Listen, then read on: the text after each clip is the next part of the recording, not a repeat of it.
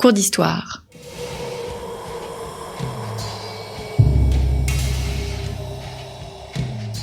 Une émission de la rédaction de Storia Voce.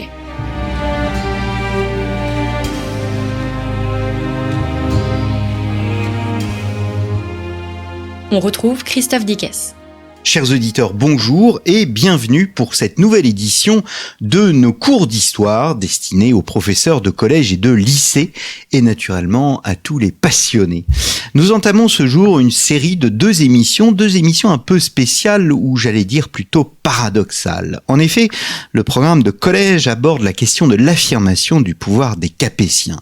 Et il y eut de fait un miracle capétien, celui d'une succession de père en fils sans interruption de la fin du Xe siècle au début du XIVe siècle. Or, cette succession fut interrompue au profit des Valois après trois ultimes règnes, ceux des fils de Philippe le Bel, Louis X, Philippe V et Charles IV. Maurice Druon, vous le savez, les appelait les rois maudits. Mais qui furent ces derniers Capétiens ? Faut-il les réhabiliter ? Ont-ils joué un rôle dans l'affirmation du pouvoir royal ? Bref, peut-on se contenter de cet adjectif de maudit et voir ainsi au-delà ? C'est ce que je vous propose de voir dès aujourd'hui avec Christelle Balouza-Loubet. Christelle Balouza-Loubet, bonjour. Bonjour. Merci d'avoir répondu à notre invitation. Vous êtes historienne, maîtresse de conférences en histoire médiévale à l'université de Lorraine à Nancy. Vous avez été l'auteur d'une biographie de Mao d'Artois qui a été remarquée. Vous venez de publier chez Passé Composé un triptyque, j'allais dire plutôt un quadriptyque, je vais l'expliquer après, sur Louis X, Philippe V et donc Charles IV. Les derniers Capétiens, ce sont nos fameux rois maudits. Alors pourquoi quadriptyque ? Parce que cet ouvrage se divise en 4 parties. La première partie, qui fera l'objet de la première émission, est consacrée au fond aux dernières années du règne de Philippe le Bel et à au fond l'éducation de ces deux rois. Et je souhaitais que nous nous arrêtions sur cette éducation et sur l'importance en fait de l'éducation royale. Peut-être ma première question, Christelle Balouza-Loubet, avant, ces personnages nous apparaissaient d'abord comme des personnages de littérature. Vous avez souhaité, en quelque sorte, en réhabiliter l'historicité. Alors, oui, c'est tout à fait la démarche, parce que c'est des rois que j'ai beaucoup rencontrés dans ma propre recherche, puisque lorsque j'ai travaillé sur Mao d'Artois, finalement, ce sont des rois que je voyais apparaître, graviter autour de la comtesse d'Artois, et aussi tout simplement dans les colloques que j'ai fréquentés, où mes collègues, comme Elisabeth Laloux sur Philippe le Bel, Olivier Canto, Elisabeth Braun sur Louis X, Philippe V, ont apporté un nouveau regard aussi sur ces rois que j'avais envie de creuser. Donc comme tout le monde, en fait, je connaissais la légende des rois maudits, j'ai lu l'intégralité des rois maudits de Maurice Druon, mais l'idée c'était de montrer que ça n'était pas une simple parenthèse, mais qu'il y avait une véritable importance de ces 3 règnes. Voilà un petit peu l'objet de ce livre. C'est-à-dire que la littérature a forgé des chroniqueurs jusqu'à nos jours, au fond, une image négative, une image sombre de ces règnes. Oui, tout à fait. Même les contemporains, en fait, ont dès le départ été frappés par déjà la brièveté des règnes, par l'absence de descendance mâle successive, et dans une société qui était fort marquée par un esprit judéo-chrétien, on a cherché à expliquer ceci par une faute qui aurait été commise, en particulier par Philippe le Bel, puisque la malédiction a été jetée sur Philippe le Bel et sa descendance. Donc en fait, les 3 rois dont il est question ici ne sont que des victimes collatérales, j'ai envie de dire, des actions de leur père. Et donc voilà, on s'est dit qu'il y avait une faute qui avait été commise, et donc dans les chroniques, dès le XIVe, XVe siècle, ce sont des règnes qui sont complètement dévalorisés par rapport à ceux des grands rois qui ont précédé, comme Philippe Auguste, Louis IX, Philippe IV le Bel, justement. Et donc il y a toute cette image, et finalement Maurice Druon ne fait que se placer dans une tradition qui est déjà très ancienne. Il ne fait que reprendre finalement cette tradition très négative en accent, et c'est un petit peu là, je trouve l'idée de génie qu'il a eue, en accent ça sur l'idée de la malédiction, puisque ça fait toujours un petit peu rêver tout le monde, cette idée d'une malédiction qui aurait pesé sur cette dynastie finissante. Vous citez au début un journaliste, George Martin, dans le Guardian, qui écrivait « Les rois maudits ont tout, des rois de fer et des reines étranglées, des batailles et des trahisons, des mensonges et de la luxure, de la tromperie, des rivalités familiales, la malédiction des Templiers, des bébés échangés à la naissance, des louves du péché et des épées, le destin tragique d'une grande dynastie, tout cela ou presque directement sorti des pages de l'histoire. Croyez-moi, les Stark et les Lannister n'ont rien à envier aux Capétiens et aux Plantagenets. » La difficulté d'apporter un regard d'historien, vous le soulignez dans votre introduction, c'est la multiplicité des sources. Alors qu'on pourrait se dire au fond, les regards sont sombres, fermez le banc. Non, il y a une multiplicité de sources et le sujet n'est pas si facile à aborder. Non, effectivement, il y a une multiplicité de sources, mais malheureusement, à la différence de ce qu'on peut en voir en histoire contemporaine, pas des sources qui nous renseignent directement sur la personnalité des princes. On n'a par exemple pas de correspondance personnelle, on n'a pas de mémoire ou d'écrits qui nous permettraient de savoir qui ils sont. Donc en fait, c'est une richesse parce qu'on a les chroniques qui nous en parlent beaucoup, mais de manière finalement assez superficielle, mais qui permettent quand même de retracer le fil des règnes.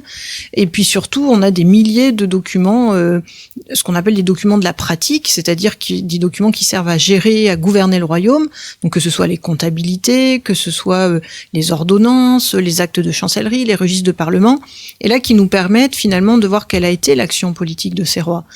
Et à travers leur action politique, même si jamais on ne pourra complètement deviner quelles étaient leurs intentions, on arrive quand même à déterminer un programme et à voir qu'il y avait quand même une volonté de régner et que ces rois ont mené un programme politique, en particulier Philippe V, mais je pense qu'on y reviendra. Mais Alors nous reviendrons sur les programmes et les règnes à proprement parler lors de la deuxième émission, cette première émission sur les dernières années du règne de Philippe IV le Bel, qui est un règne extrêmement important, et sur l'éducation royale, comment s'élève au fond des princes.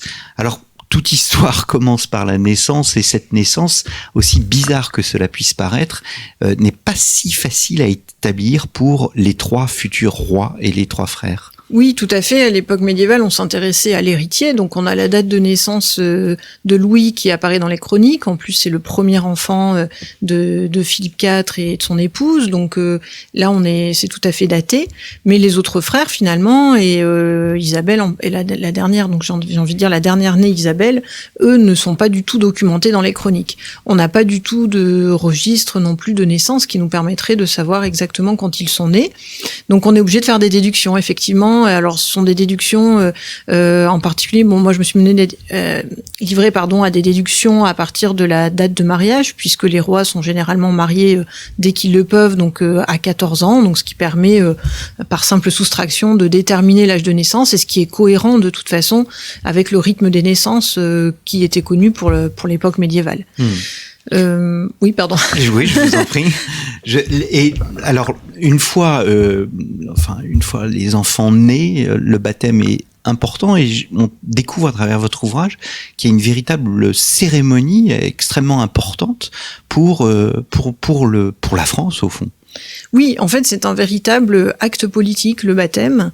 On a la chance d'être documenté pour le baptême de Charles IV, donc on peut en déduire que les baptêmes, en particulier de l'héritier et du frère précédent, Philippe, sont déroulés de manière comparable. Mais c'est une véritable démonstration politique, puisque tous les grands viennent faire acte de présence. C'est aussi pour le roi le moyen de distinguer ceux qu'il souhaite récompenser, en quelque sorte, de leur fidélité, puisqu'il peut en faire les parrains marraines, ce qui est donc une situation tout à fait enviable dans le royaume. Et c'est aussi un moyen de célébration aussi avec la population, qui vient assister en masse. Là encore, les documents qui portent sur le baptême de Charles IV nous apprennent qu'il y a vraiment une foule qui vient assister, donc c'est vraiment une cérémonie de communion aussi avec la population qui finalement est assez rare. Alors une communion quand même à distance, puisque la population est quand même maintenue à l'écart, ne peut pas franchir le portail de l'église. Mais ça permet quand même d'approcher la famille royale et de participer, ne serait-ce qu'en étant à l'extérieur du bâtiment, à cette cérémonie. Quel est le rôle de la femme dans l'éducation du prince ? Alors la femme est essentielle, j'ai envie de dire, contrairement à ce que l'on pourrait imaginer, dans les premières années, jusqu'à ce qu'on appelle l'âge de raison, c'est-à-dire environ 7 ans, c'est dans un entourage quasi exclusivement féminin que vont être éduqués ces petits princes, puisqu'ils vont d'abord être nourris par des nourrices, qui plus tard, une fois l'allaitement terminé, deviennent souvent leurs gouvernantes. Et puis la mère, lorsqu'elle est alphabétisée, ce qui est le cas dans la famille royale, joue un rôle éducatif très important. C'est lié au développement à l'époque du culte marial et à la figure de Sainte Anne qui enseigne à Marie. Donc on encourage les femmes à avoir cette attitude d'enseignement et ce sont elles qui vont effectivement souvent apprendre à lire aux enfants, au moins l'alphabet, puisque en tout cas dans la famille royale, ensuite, on confie rapidement l'éducation à des précepteurs, aux confesseurs, etc. Alors justement, vous soulignez le rôle des confesseurs et des précepteurs. Il y a une sorte de cursus honorum de l'éducation d'un prince ? C'est-à-dire, est-ce qu'il doit passer par, est-ce qu'il apprend à la fois la politique, la géographie, ce qu'on appellerait les humanités au fond ? Oui, alors ça c'est très difficile à savoir puisqu'on n'a pas de documentation précise sur les lectures, par exemple, qu'on faisait faire aux enfants. Mais en tout cas, on peut se fier à la littérature des miroirs au prince, c'est-à-dire ces ouvrages qui étaient rédigés pour l'éducation des enfants, que Louis IX avait déjà fait rédiger pour ses enfants, et dans lesquels on a des préceptes, des conseils pratiques pour ce que doit être un bon prince, mais aussi des préceptes moraux. Donc plus finalement que des contenus scientifiques, j'ai envie de dire, on appellerait ça des contenus scientifiques aujourd'hui, sont plutôt des manières de se conduire. L'éducation, c'est un petit peu une forme d'imitation. On apprend à imiter en fait ce que font, en l'occurrence le père, l'oncle, c'est-à-dire les modèles masculins, mais on apprend aussi toute une éthique d'être un bon prince. On n'est pas encore dans l'image du prince de la Renaissance où, je vais peut-être un petit peu loin avec la Renaissance, déjà sous Charles de Valois, le prince sage, alors quand je parle de Charles de Valois, pardon, c'est Charles V, parce que là on va confondre, mais sous la dynastie des Valois, Charles V avait mis en avant cette idée du prince savant, du prince sage. Là, à cette époque, j'ai pas l'impression qu'on en soit déjà là. On n'a pas encore cette bibliothèque d'ampleur comme ça existera sous les Valois. Donc c'est plutôt une formation pratique, j'ai envie de dire. Pratique fondée et morale. Sur l'imitation. Oui. Ce sont des princes qui savaient jouer aussi et on permettait ces jeux. Oui, tout à fait. Ça, on a du mal à imaginer, mais bon, ce sont des enfants avant tout. Et donc les contes, les contes royaux nous permettent pas de le savoir, mais des contes de princes contemporains nous permettent de savoir qu'on achetait des jeux aux enfants, qu'on leur faisait fabriquer des masques, des petits déguisements pour qu'ils puissent se jouer. Donc il y a vraiment quand même une dimension tout à fait, une vision de l'enfance telle qu'on l'a. Ils jouaient à Colin Maillard. Enfin, il y avait vraiment de l'amusement. Et après, quand ils grandissaient, on commençait à introduire des jeux qui étaient plus liés à leur statut et à leur avenir, comme par exemple le jeu d'échecs. Où on leur apprenait la quintaine pour qu'ils apprennent aussi à se battre, mais c'était dans un second temps. La cour est itinérante à cette époque. Est-ce à dire que les enfants suivaient systématiquement le père et la reine ? Non, il pouvait y avoir des voyages qui se faisaient sans les enfants. On sait par exemple, lorsque Charles IV est baptisé, que ses frères aînés n'étaient pas là et que c'était la nourrice, qui était sans doute devenue gouvernante d'ailleurs entre deux, nourrice et gouvernante, qui gardait les enfants dans une autre résidence. Donc il y a des temps de séparation. En revanche, on sait que quand Philippe IV est parti faire son voyage en Languedoc, donc un voyage qui s'annonçait durer plusieurs mois, là il est parti avec femme et enfants. Donc on faisait en sorte que la séparation ne soit pas trop longue. Donc, l'essentiel de ces voyages, sur le plan géographique, au fond, c'est l'Île-de-France pour ces princes ? Ah oui, tout à fait. Et en particulier, donc là, par exemple, Elisabeth Laloux l'a bien souligné dans ses travaux, les derniers Capétiens, Philippe IV et les derniers Capétiens passent énormément de temps au bois de Vincennes. C'est elle qui utilise, en fait, l'expression disant que le bois de Vincennes, c'est la maison de famille des derniers Capétiens. Donc, ils sont vraiment dans cet entourage parisien, ce qui permet au roi Philippe IV en particulier, c'est un roi qui adore chasser, donc ça lui permet d'être dans ces forêts giboyeuses du bassin parisien, donc pour lui c'est très bien. Et en même temps, si des affaires urgentes l'appellent dans la capitale parisienne, il peut s'y rendre assez rapidement. Donc c'est vraiment... Alors après, il y a aussi le Vexin normand. Ils ont aussi des résidences dans cette région-là. Et les autres déplacements sont surtout guidés par des campagnes militaires ou des projets diplomatiques ou des nécessités de représentation, comme dans le sud du royaume. Votre livre nous plonge véritablement dans l'époque, c'est assez, même dans ses moindres détails, puisque vous présentez aussi les résidences royales comme des lieux où on gardait des animaux, et surtout des animaux étranges venus de très loin, tout simplement pour affirmer aussi sa puissance, sa richesse et montrer sa puissance par rapport aux autres cours. Oui, tout à fait. Les ménageries, c'est quelque chose qui est très ancien. Déjà à l'époque romaine, les empereurs avaient des animaux dits exotiques, donc qui n'étaient pas de la région dans laquelle ils vivaient. L'objectif, effectivement, souvent, ce sont des cadeaux diplomatiques que l'on reçoit d'autres princes avec lesquels on a négocié, en particulier des princes musulmans. Donc, c'est un moyen aussi de montrer qu'il y a ces relations qui existent avec ces princes lointains.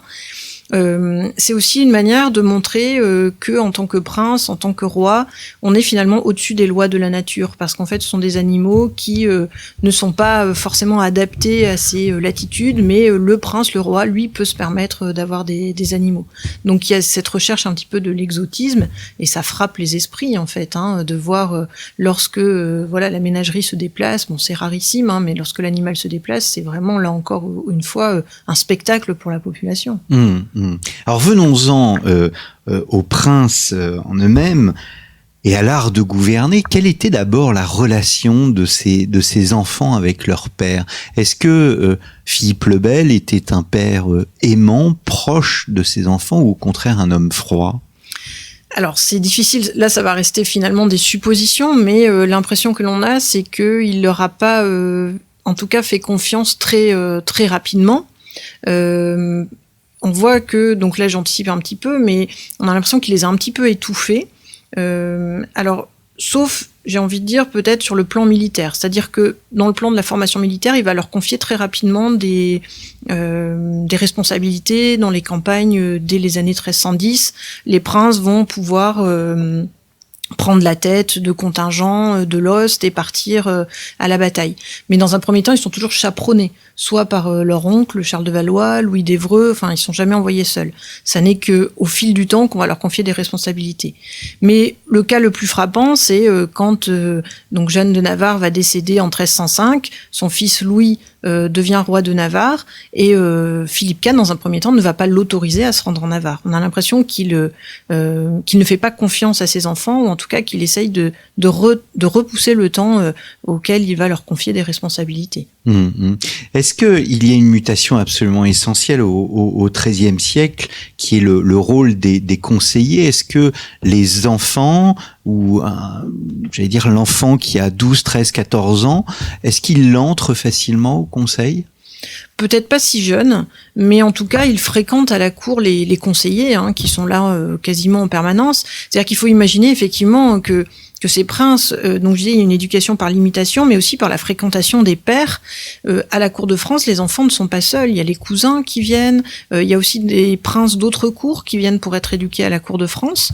Donc en fait, il y a tout un monde que les trois petits princes vont croiser, et donc les conseillers, qui même s'ils ne participent pas au conseil dans un premier temps, vont sans doute les croiser, leur parler, etc.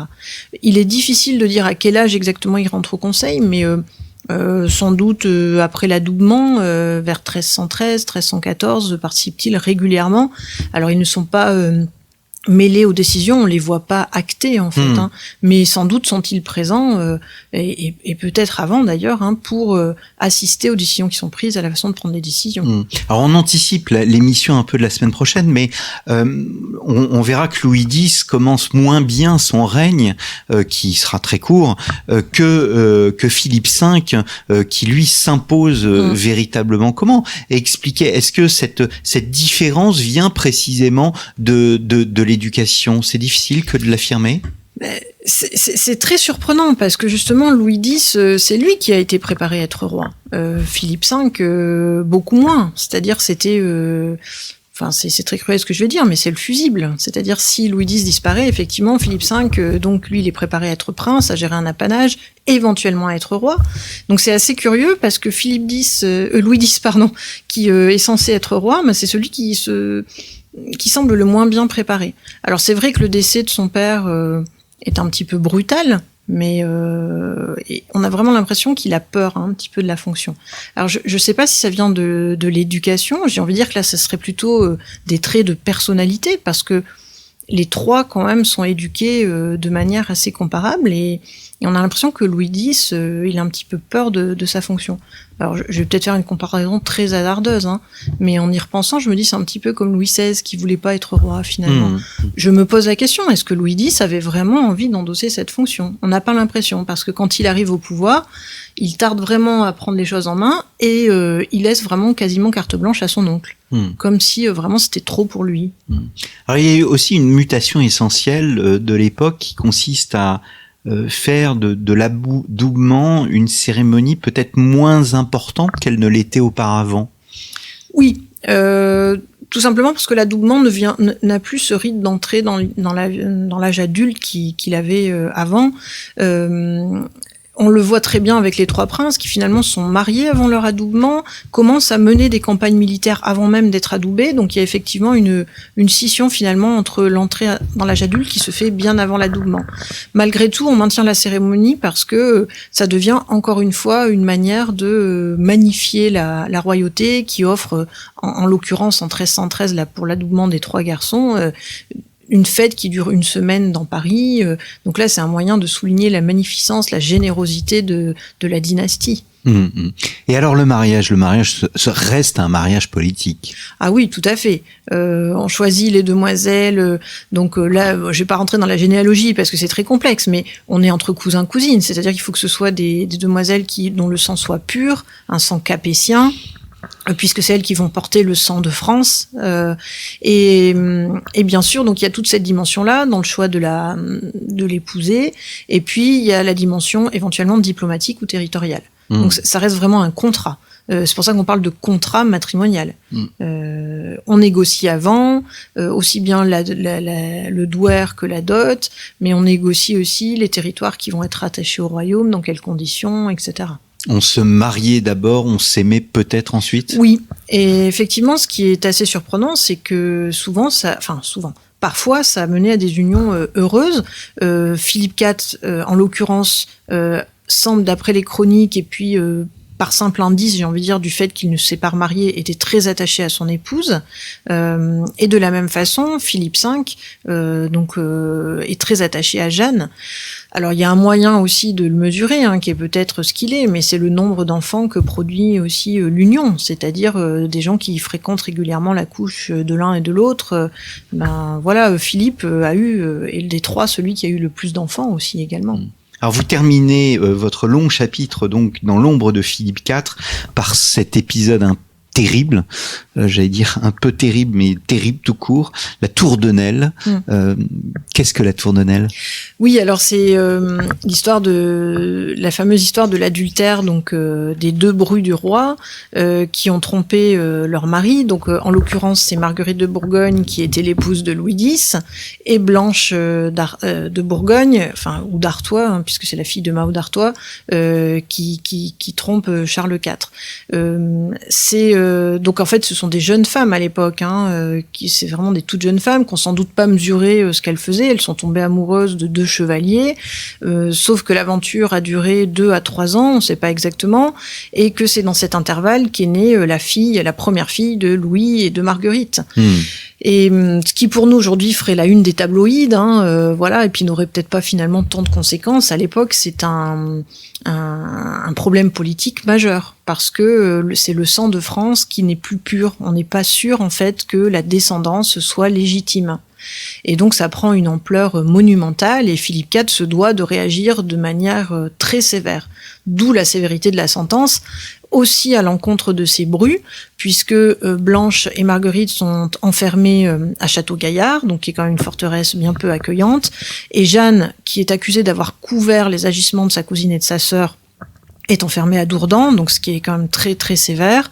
Et bien sûr une grande sévérité à l'égard des 2 chevaliers qui subissent des tortures absolument ignobles au moment de leur exécution. Alors arrive ce mois d'octobre 1314, Philippe IV est victime d'une chute de cheval, ce qui ouvre la succession. Oui, alors ce qui finalement est assez qui surprend un petit peu tout le monde, puisque c'est une mort accidentelle, donc on n'avait pas anticipé. Ça ouvre la période de la succession, et là, il n'y a pas de question à se poser. Ça fait maintenant plusieurs siècles que s'est imposé plusieurs siècles, je suis un petit peu large, mais plusieurs centaines d'années que s'est imposé le principe de la primogéniture mâle, c'est-à-dire que c'est le fils aîné qui succède. Donc en tout cas, à la mort de Philippe IV, il n'y a pas de question à se poser. Louis X arrive au pouvoir sans encombre, juste après les funérailles de son père qui ont lieu donc en décembre 1314. Louis XV, Philippe V, Charles IV ont respectivement 25, 21 et 20 ans. Quel sera leur règne respectif? C'est ce que nous verrons la semaine prochaine avec Christelle Balouza-Loubet. Merci. Merci à vous d'être venu à ce micro. Je rappelle le titre de votre ouvrage, Louis X, Philippe V, Charles IV, les derniers Capétiens. Un livre paru aux éditions Passé Composé. Merci pour votre fidélité, chers auditeurs, et je vous donne rendez-vous la semaine prochaine pour un nouveau cours d'histoire.